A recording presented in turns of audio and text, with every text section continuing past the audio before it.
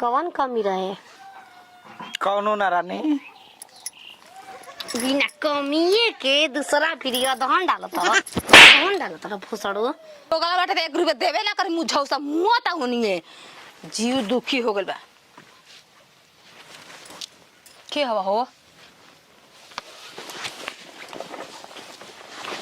भोजी पाला गे मुंह काहे में बेगुचा बना के आवत रह। खुश रह का दल बाहर जातल का आशीर्वाद द कि हमार मेहरारू सुधर जाओ।